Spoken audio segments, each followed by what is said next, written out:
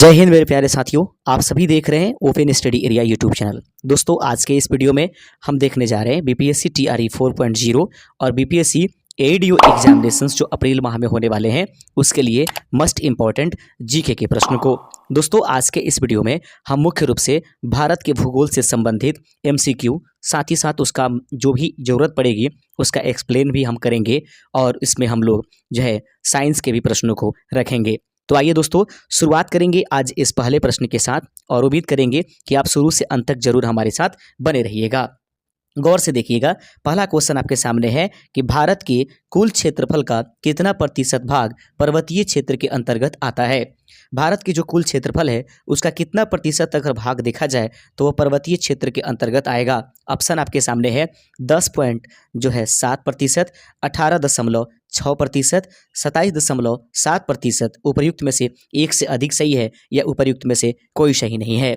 दिए गए प्रश्न का सही आंसर हो जाएगा कि भारत के कुल क्षेत्रफल का लगभग कितना प्रतिशत भाग पर्वतीय क्षेत्र है, तो 10.7। ऑप्शन नंबर ए इस प्रश्न का सही आंसर हो जाएगा। आगे बढ़ते चलते हैं, अगला नंबर क्वेश्चन देख लीजिएगा। ये सभी मस्ट इंपॉर्टेंट क्वेश्चन है दोस्तों, जरूर आप देखिएगा। ये प्रीवियस ईयर को कवर करता है तथा आपको आने वाले एग्जामिनेशंस के लिए बहुत ही लाभदायक साबित करने वाला है। प्रश्न नंबर 2 है कि विश्व की सबसे बड़ी नदी द्वीप जिसको माजुली कहते हैं यह डैश राज्य में स्थित है। विश्व की सबसे बड़ी जो नदी द्वीप है जिसको माजुली द्वीप के नाम से जानते हैं वो आपको बता देना है कि वह किस राज्य में उपस्थित है। आंध्र प्रदेश, अरुणाचल प्रदेश, असम। उपर्युक्त में से एक से अधिक सही है, उपर्युक्त में से कोई सही नहीं है। दिए गए प्रश्न का सही आंसर हो जाएगा कि विश्व की सबसे बड़ी जो नदी द्वीप माजुली है वह असम राज्य में उपस्थित है। दोस्तों, इस संबंध में आपको बता दें कि माजुली को जो है माजोली के नाम से भी जाना जाता है। आपको ध्यान में रखना है कि यह ब्रह्मपुत्र नदी पर, याद रखेंगे, यह जो माजुली द्वीप है यह जो है ब्रह्मपुत्र नदी के मध्य में बसा हुआ एक बहुत बड़ा जो है नदी द्वीप है। यह दिन प्रतिदिन, लेकिन दोस्तों, मानवीय और प्राकृतिक कारणों की वजह से यह दिन प्रतिदिन सिकुड़ती जा रही है। तो याद रखेंगे, विश्व की सबसे बड़ी नदी द्वीप जिसको माजुली द्वीप कहते हैं वह किस राज्य में उपस्थित है, असम। और यह किस नदी पर है, तो ब्रह्मपुत्र नदी पर यह मध्य में बसा हुआ एक बड़ा नदी द्वीप है। दूसरे का ऑप्शन नंबर ए इस प्रश्न का सही आंसर था। दोस्तों, तीसरा नंबर क्वेश्चन है कि भाखड़ा नांगल परियोजना संयुक्त रूप से किन किन राज्यों के बीच में उपस्थित रहने वाली परियोजना है। ऑप्शन है हरियाणा, पंजाब, दिल्ली। हरियाणा, पंजाब, राजस्थान। पंजाब, दिल्ली, राजस्थान। उपर्युक्त में से एक से अधिक सही है, उपर्युक्त में से कोई सही नहीं है। दिए गए प्रश्न का सही आंसर हो जाएगा कि भाखड़ा नांगल परियोजना जो है वह संयुक्त रूप से हरियाणा, पंजाब और राजस्थान की एक जो है संयुक्त बहुउद्देशीय परियोजना है। दोस्तों, याद रखेंगे, यह जो है आपको सतलुज नदी पर बनाई गई एक प्रकार की परियोजना है। ऑप्शन नंबर बी इस प्रश्न का सही आंसर था। चौथा नंबर क्वेश्चन आपके स्क्रीन पर है और चौथा नंबर क्वेश्चन कहता है, दोस्तों थोड़ा सा इसको और छोटा कर लेते हैं ताकि आपको स्पष्ट हो जाए और बेहतर तरीके से आपको समझ में आने लगे। चौथा नंबर क्वेश्चन देख लीजिएगा, ध्यान से देखिएगा। प्रश्न कहता है, मेरे प्यारे साथियों, निम्नलिखित में से कहां पर उष्णकटिबंधीय आर्द्र सदाबहार वन पाए जाते हैं। निम्नलिखित में से वह कौन से भी जो है ऑप्शंस हैं जिसमें उष्णकटिबंधीय आर्द्र सदाबहार वन पाए जाते हैं। अरावली पर्वतमाला पर, सिलांग पठार पर या फिर शिवालिक श्रेणी पर। उपर्युक्त में से एक से अधिक सही है, उपर्युक्त में से कोई सही नहीं है। दिए गए प्रश्न का सही आंसर है चौथे नंबर प्रश्न का ऑप्शन नंबर आपके सामने दोस्तों ई। उपर्युक्त में से कोई सही नहीं है, क्योंकि दोस्तों अगर उष्णकटिबंधीय आर्द्र सदाबहार वन कहा जाए तो वह पाया जाता है भारत में जो है प्रायद्वीपीय पठारों में। प्रायद्वीपीय पठार इस दिए गए ऑप्शन में नहीं था, इसलिए चौथे का ऑप्शन नंबर ई इस प्रश्न का सही आंसर हो गया। आप देख रहे हैं open study area YouTube channel. दोस्तों, यदि आप बिहार बीपीएससी टीआरई 4.0 की एग्जाम देने वाले हैं या आप एग्जाम की तैयारी कर रहे हैं तो उसके लिए हमारे यूट्यूब चैनल जो है आपको पीडीएफ के रूप में ई बुक प्रदान करती है, जो कि कुल मिलाकर के 758 पेजों की होगी। इसमें हिंदी, इंग्लिश और 40 मार्क्स का जीके जीएस आएंगे। अगर आप बीपीएससी एडीओ की एग्जामिनेशन की तैयारी करते हैं तो हमारे यूट्यूब चैनल आपको हिंदी इंग्लिश क्वालिफाई पेपर जो है वह प्रदान करती है। इसके लिए आप हमारे दिए गए व्हाट्सएप नंबर से आप उसे परचेज कर सकते हैं। प्रश्न है पांचवा नंबर, निम्नलिखित में से कौन सी दर्रा सिक्किम राज्य में स्थित है। निम्नलिखित में से वह कौन सी दर्रा है जो सिक्किम राज्य में उपस्थित है। मान दर्रा, नाथुला दर्रा, जेलेपला। उपर्युक्त में से एक से अधिक सही है, उपर्युक्त में से कोई सही नहीं है। दोस्तों, इस प्रश्न का सही आंसर है कि निम्नलिखित में से वह दर्रा जो सिक्किम राज्य में है वह है नाथुला दर्रा और जेलेपला दर्रा, यानी ऑप्शन नंबर बी और सी। एक से अधिक इसका सही आंसर हो जाएगा option number D. Option number D इस प्रश्न का सही आंसर है कि सिक्किम में जो दर्रे हैं वह है नाथुला दर्रा और जेलेपला दर्रा, जो दिए गए ऑप्शंस में उपलब्ध होंगे। आगे बढ़ते चलते हैं। जो मान दर्रा है वो दोस्तों आप याद रखेंगे उत्तराखंड में उपस्थित है। अगला प्रश्न है कि निम्नलिखित में से कौन भारत की सबसे लंबी प्रायद्वीपीय नदी है। निम्नलिखित में से वह कौन सी नदी है जिसे भारत की सबसे लंबी प्रायद्वीपीय नदी के नाम से जानेंगे। दिए गए प्रश्न का सही आंसर हो जाएगा छठे नंबर प्रश्न का ऑप्शन नंबर ए। निम्नलिखित में से वह नदी जो सबसे लंबी प्रायद्वीपीय नदी है उसको हम लोग गोदावरी के नाम से जानते हैं। दोस्तों आप जानते हैं कि यह दक्षिण भारत की जो है सबसे प्रमुख नदी है और इसे दक्षिण की गंगा कहा जाता है, क्योंकि यह सबसे लंबी नदी के रूप में जो है दक्षिण में पाई जाती है। आगे बढ़ते चलते हैं। दोस्तों याद रखेंगे यह जो गोदावरी नदी है वह उसकी उत्पत्ति पश्चिमी घाट के त्र्यंबक से होती है। ध्यान में रखने वाली बात है कि निम्नलिखित में से जो सबसे लंबी नदी जो प्रायद्वीपीय नदी है वह गोदावरी है और यह पश्चिमी घाट की त्र्यंबक पहाड़ी से निकलती है और ध्यान रखेंगे इसे दक्षिण की गंगा भी कहा जाता है। अगला प्रश्न देख लेंगे। प्रश्न 7वां नंबर देख लीजिएगा। गारो, खासी, जयंतिया पहाड़ियां किस राज्य में स्थित है। गारो, खासी और जयंतिया जो पहाड़ियां हैं वह किस राज्य में उपस्थित है। मणिपुर, मेघालय, असम। उपर्युक्त में से एक से अधिक सही है या उपर्युक्त में से कोई सही नहीं है।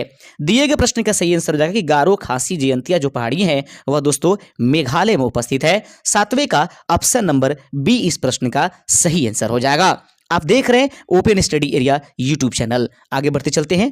8वें नंबर क्वेश्चन पर बढ़ने से पहले हम आपसे रिक्वेस्ट करेंगे, यदि आप चाहते हैं कि लगातार हम क्लासेस आपके लिए बीपीएससी एडीओ तैयारी 4 का लेकर आते रहे तो इससे सब्सक्राइब करेंगे हमारे चैनल को और दोस्तों में शेयर कीजिए और अधिक से अधिक इस वीडियो को लाइक कीजिएगा। प्रश्न आपके सामने उपस्थित है। निम्नलिखित में से कौन सा जोड़ा जलप्रपात और नदी का सही सुमेलित नहीं है। प्रश्न है कि निम्नलिखित में से वह कौन सा जोड़ा है जो जलप्रपात और नदी जो है उसका सही मेलन नहीं करता है। 8वें देख लेंगे।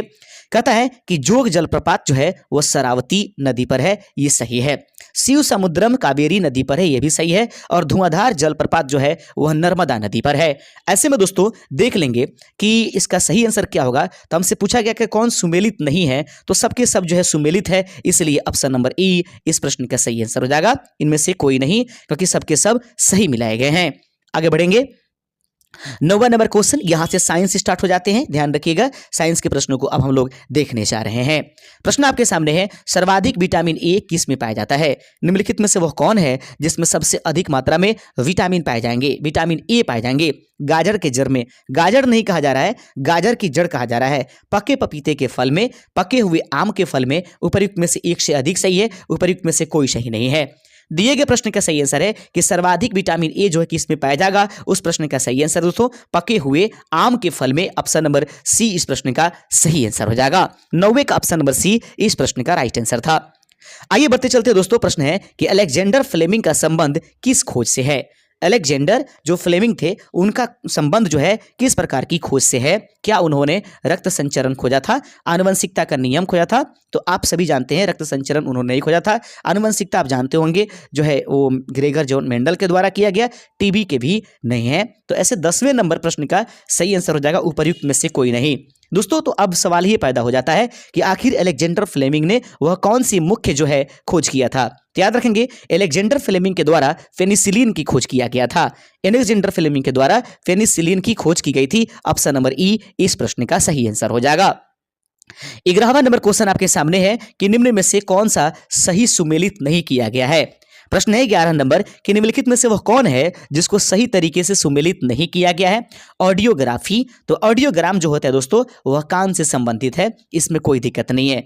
ईसीजी हृदय से संबंधित है, ईईजी नाक से संबंधित है, ये गलत है। क्योंकि दोस्तों याद रखेंगे ऑडियोग्राम जो है कान से संबंधित है, ईसीजी हृदय से संबंधित है, ईईजी जो है दोस्तों वह मस्तिष्क से संबंधित है, जो कि ऑप्शंस में नहीं है। ऑप्शन नंबर सी यही हो जाएगा, क्योंकि कहा जाएगा था कि कौन सुमेलित नहीं है, तो जो सुमेलित नहीं है वह है ईईजी, इसका संबंध नाक से नहीं है। आगे बढ़ते चलते हैं। 11वें नंबर क्वेश्चन के बाद 12वां नंबर क्वेश्चन आपके स्क्रीन पर है कि हैलोजन तत्वों में सबसे अधिक अभिक्रियाशील कौन होती है? फिर कल बाहर आई आंट, याद रखेंगे बाहर आई आंट, ये जो दोस्तों होती है ये हैलोजन तत्व के नाम से जाने जाते हैं और ये सभी के सभी हमारे आधुनिक आवर्त सारणी में वर्ग नंबर 17 में आते हैं।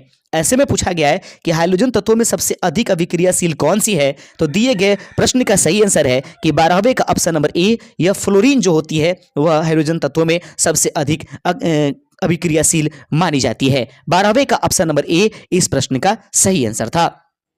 बढ़ेंगे अपने 13वें नंबर क्वेश्चन की तरफ और 13वां नंबर क्वेश्चन आपके स्क्रीन पर ये है और ध्यान से देखिएगा 13वें नंबर क्वेश्चन को। प्रश्न कहता है दोस्तों कि प्रकाश वैद्युत प्रभाव परिघटना की व्याख्या निम्नलिखित में से किसने किया? प्रकाश वैद्युत प्रभाव परिघटना की जो व्याख्या है वह किनके द्वारा दिया गया है? मैक्स प्लांक, इन्होंने क्वांटम संख्या की खोज किया था। नील्स बोर, ये आधुनिक परमाणु संरचना के खोजकर्ता माने जाते हैं, लेकिन अल्बर्ट आइंस्टीन इस प्रश्न का सही आंसर हो जाएगा। याद रखेंगे प्रकाश वैद्युत प्रभाव परिघटना की जो व्याख्या वह किया गया था वह अल्बर्ट आइंस्टीन के द्वारा किया गया था। ऑप्शन नंबर बी इस प्रश्न का सही आंसर हो जाएगा। बढ़ेंगे अपने 14वें नंबर क्वेश्चन के साथ और 14वां नंबर क्वेश्चन है कि प्रकाश का रंग निम्नलिखित में से किसके द्वारा निर्धारित होता है? प्रकाश का रंग निम्नलिखित में से किसके द्वारा निर्धारित होगा? आयाम के द्वारा, तीव्रता के द्वारा, तरंग दैर्ध्य के द्वारा, उपर्युक्त में से एक से अधिक सही है, उपर्युक्त में से कोई सही नहीं है। इस प्रश्न का सही आंसर हो जाएगा कि प्रकाश का रंग निम्नलिखित में से जिसके द्वारा निर्धारित होगा वह है तरंग दैर्ध्य के माध्यम से। ऑप्शन नंबर सी इस प्रश्न का सही आंसर है। 14 का ऑप्शन नंबर सी इस प्रश्न का सही आंसर हो जाएगा। मेरे प्यारे साथियों, हम लोग देखेंगे 15वें नंबर क्वेश्चन को। रक्त में निम्नलिखित में से किसकी उपस्थिति के कारण ब्लू बेबी सिंड्रोम होता है? रक्त में निम्नलिखित में से किसकी उपस्थिति के कारण देखा जाए तो ब्लू बेबी सिंड्रोम होता है? नाइट्रेट, मेट हीमोग्लोबिन, लेड, उपर्युक्त में से एक से अधिक सही है या उपर्युक्त में से कोई सही नहीं है?